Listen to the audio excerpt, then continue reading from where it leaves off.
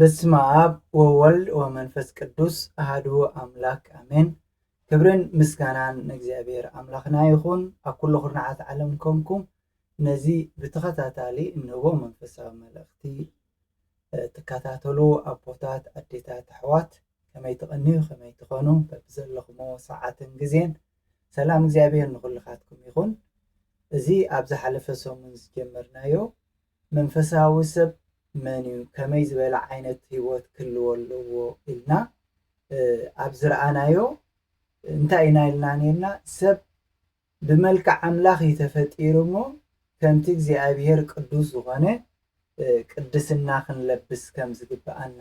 ርኢና ነርና። ሎማዓንቲ እንሪኦ ሰብ ብመልክዕ ኣምላኽ ተፈጢሩ እሞኒ መንፈሳዊ ሰብ እዩ ክንብሎ እንተኾይንና ናይ እግዚኣብሔር ሰዓባ እዩ ናይ እግዚኣብሔር ዝብሎ ዝፍፅም እዩ ክንብሎ እንተኾይንና እቲ ካልኣይ ባህሪ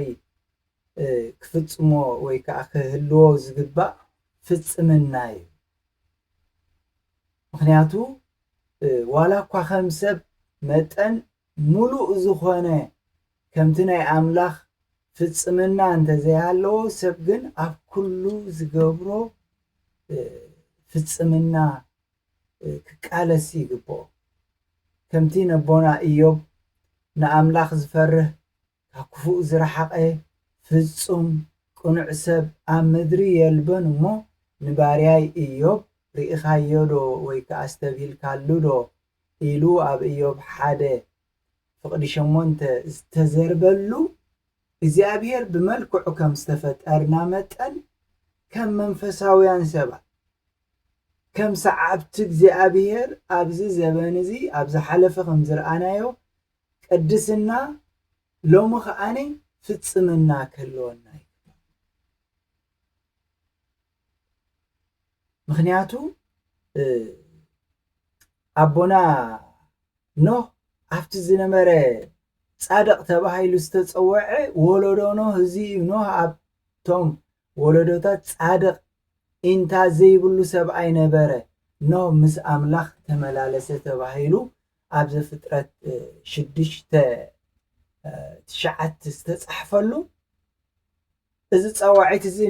ንኖህ ጥራይ ዝተዋሃበ ጥራይ ኣምላኽ ነቦና ኣብርሃም ኣብቲ 17:1 እንታይ እዩ ዝብሎ ኣብርሃም ወዲ 99 ዓመት ምስ ኮነ እግዚኣብሔር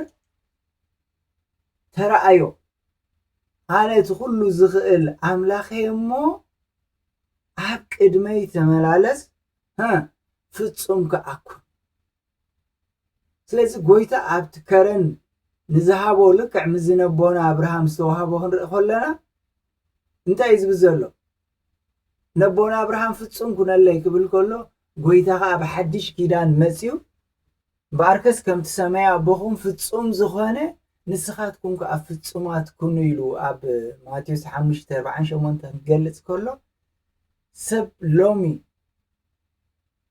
ኩሉ ወጅሃላይ ክነብር ኣይተፀውዐ እንታይ ኣለዎ ፀገም የብሉን ኢልና ኣለባብሳና ኣዘራርባና ኣነባብራና ልክዕ ከምቲ ዓለም ሰርዐቶ ቅዲ ዘይኮነሲ ከምቲ እግዚኣብሔር ፍፁም ዝኾነ ከምቲ እግዚኣብሔር ቅዱስ ዝኾነ ፍፁማት ክንከውን ኢና ተፀዊዕና።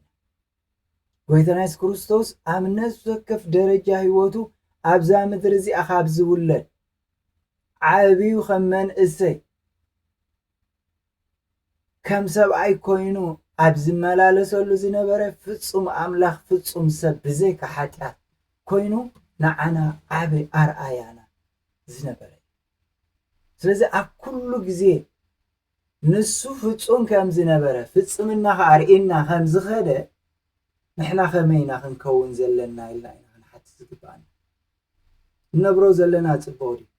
ከም ኣመንቲ መጠን እዚ እቲ ናብራ ምስሊ ኣምላኽ ንብልባስ ክንገብሮ ዝግባአና ትእዛዙ ምፍፃም ክንደሊ ኣለና ክንፅዕር ኣለና። ኣምላኽ ንሰብ ብመልክዑ ጥራይ ኣይኮነን ፈጢርዎ ብቅድስና ብፅድቂ ብፍፁም ብዝኾነ ኣነባብራ ክነብር እዩ። ስለዚ ኣምላኽ ንሰብ ብመልክዑ ብስልጣኑ ፈጢርዎ ክንብል ከለና ኣምላኽ ከዓ ባረኾም ኣምላኽ ድማ ፍረዩን ተባዝሑን ንምድሪ ከዓ ምልእዋን ምለኽዋን ንዓሳ ባሕርን ንዕዋፍ ሰማይን ኣብ ምድሪ ለመም ንዝብል እንስሳ ከዓ ግዝእዎ ክብል ከሎ ብዘፍጥረት 1:28 ኣምላኽ እንታይ እዩ ዝብል ዘሎ ክብሎ ዝደለየው ነገር ኣሎ ኣብ ዘፍጥረት 1:28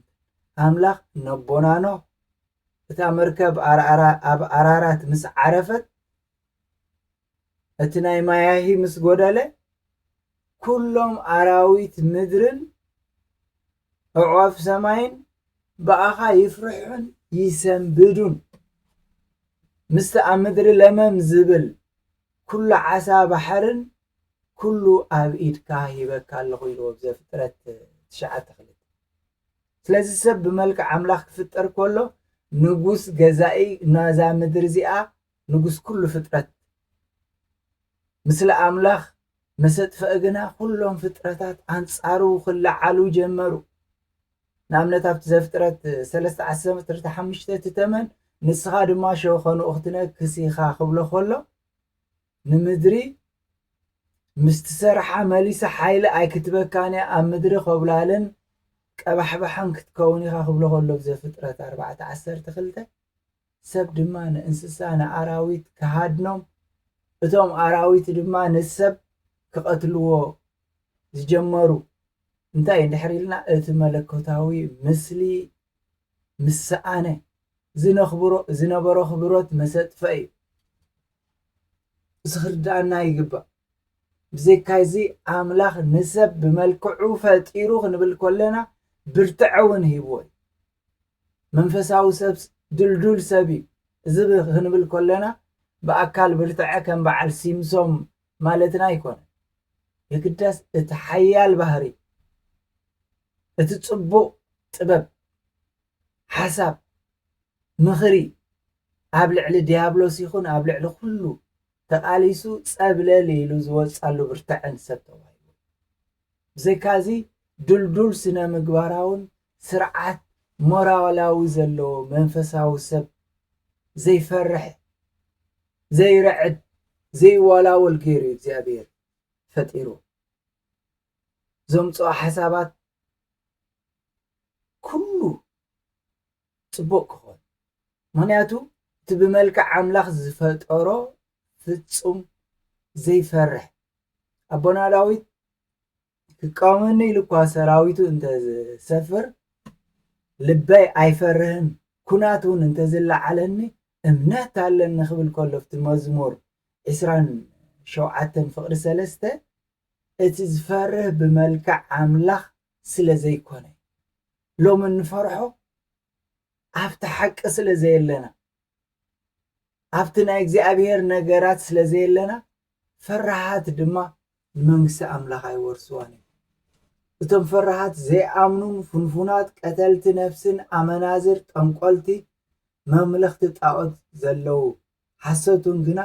ግዲኦም ኣብቲ ሓውን ድንን ዝነድድ ቀላይን እዩ እዚ ከዓ ካልኣይ ሞት ይበለኒ ኢሉ ኣብ ራእይ 21:8 ንሪኦ ስልክዕ ኣዳም ምስ ወደቐ ይፈሪሕ ንሱ ድምፅኻ ብገነት ሰሚዐ ጥራየ እሞ ተሓባእኩ ክብል ከሎ ብዘፍጥረት 3:10 ቃየል ምስ ሓጠ ብራዕዲ ተዋሕጠ ኖ ሎሚ ካብ ገጽ ምድሪ ትሰጎኒ ኣለኻ ኣነ ድማ ካብ ገጽካ ክሕባኤ ኣብ ምድሪ ኮብላልን ቀባሕባሕን ክኸውን ከዓ እዩ ዝረኸበኒ ዘበለ ኩሉ ክቐትለኒ እዩ ኢሉ ኣብ ዘፍጥረት 4:14 ክዛረብ ከሎ ንሪኦ ከመይ ክልቲኦም መለኮታዊ ምስሊ ኣቦን ወድን ስለ ዘጥፉ እዮም እቶም ቅዱሳን ነቢያት ኣይፈርሑን እዮም ነይሮም ምስሊ ኣምላኽ ስለ ዝነበሮም ኩሎም ቶም ንገዳማ ዝፈጠሩ በዓል ቅዱስ ኣንቶኒ ዓቢ ንመጀመርታ መቃብር ይኹን ኣብ ኩሉ ሰይጣን ክዋግኡ ከለዉ ኣይፈርሑን ነይሮም ኣጋንንቲ ከም ኣራዊት እናጨደሩ ከጥቅዕዎም ኢሎም ክመፁ ከለዉ ኣይፈርሕዎምን ነበሩ እቶም ሰማዕታት ንቤተ ክርስቲያን ኩሎም ደው ዘበሉ ገዛእቲ እቶም ጨቆንቲ መንግስትታት ኣብ ዘውርዱሎም ስቅያት ሞት ኩሉ ኣይፈርሑን ነይሮም ዳንኤል ምስ ብፃዩ ናብ ጉድጓድ ክድርበ ከሎ ናብ ሓዊ ክድርበዩ ከለዉ እቶም ሰለስተ መናእሰይ እቶም ሓዊ ኣየፍርሖምን ምክንያቱ ብመልክዕ ኣምላኽ ዝተፈጠሩ ኩላቶም ኣይፈርሑን ብመልክዕ ኣምላኽ ዝተፈጠረ ዕዉት እዩ ስለዚ ፍሽለት ወይ ዘይዕውት ሰብ ኣብ ምስሊ ኣምላኽ ኣይኮነን ከመይ እቲ መልክዕ ኣምላኽ ዘለዎ ንሱ ከምታ ፍሬ ኣብ ብግዚኣ ትህብ ቆፅላ ከዓ ዘይረግፍ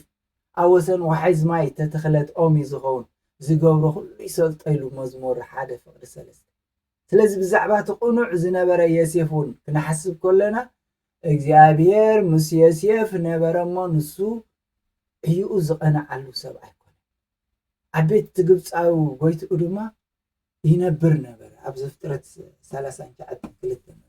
ስለዚ ብመልክዕ ኣምላኽ ዝኾነ ሰብ ትሑት እዩ ዝኸውን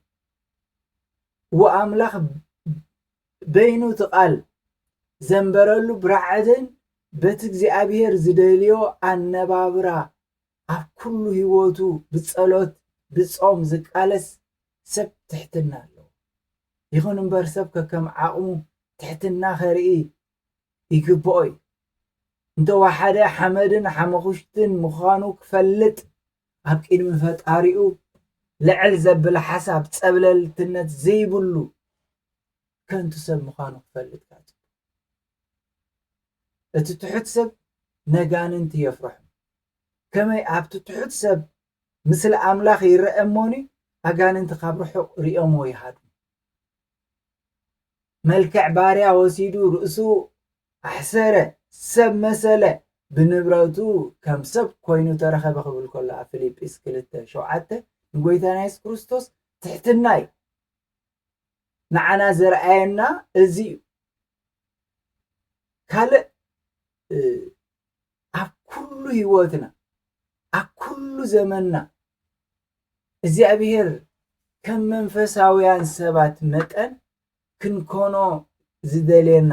ክንኮኖ ዝግብአና ኣምላኽ ንዓና ከም ደቁ ኣብቲ ናይ ኣቦና ኢዮብ ርኢናዮ ኢና ርኢኻዮ ዶ ንኢዮብ ባርያ ፍርሃት እግዚኣብሔር ዘለዎ ጻድቕ ቅኑዕ ፍጹም ኢሉ ነቲ ምንነት እዚ ምንነት እዚ መንፈሳዊ ሰብ ይኽበሃል ከሎ ኩሉ ሰብ ሓደ ዓይነት ኣነባብራ በቲ ቅዲ ናይዚ ዓለም ስለንነብር ንነብስና ኣርኣያ ክኾነና ዝኾነ መንፈሳዊ ሰብ ኣብ ማእከልና ስለ ዝተሳእነ ኩሉ ንነብሮ ፅቡቕ ዘለና ኮይኑ እዩ ዝረአ ከምኡ ግን ኣይኮነ ኣምላኽ ዝደልዮ ብመልክዑ ዝተፈጠረ ሰብ ንዑ ዝኣምን ንዑ ዝስዕብ ሰብ ኣብዚ ዘበን እዚ ክኾኖ ዝግባእ ኣካይዳ ክነብሮ ዝግባእ ምስሊ ኣምላኽ ዝተፈጠረ ሰብ ትሕትና የርኢ ምስሊ ኣምላኽ ዝተፈጠረ ሰብ ኣብ ኩሉ ነገሩ ዕዉት እዩ ዝኸውን ብምስሊ ኣምላኽ ዝተፈጠረ ሰብ ትሕትና ዘለዎ ኮይኑ ኣብ ኩሉ ዝገብሮ ዘይፈርሕ እዩ ዝኸውን ሰብ ክፉእ ምስ ገበረ ጥራይ ዝፈርሕ ዘይበደለ ሰብ ኣይፈርሕን ርእሱ ኣየድንንን ኣብ ቅንዕና ዝነብር ከዓ ኣብ ጽድቂ ዝመላለስ ከዓ ዘይፈርሕ ክኸውን እዩ ዝግባእ እቲ ብቐንዱ ከዓኒ እቲ ንብሎ ዘለና ፍጽምና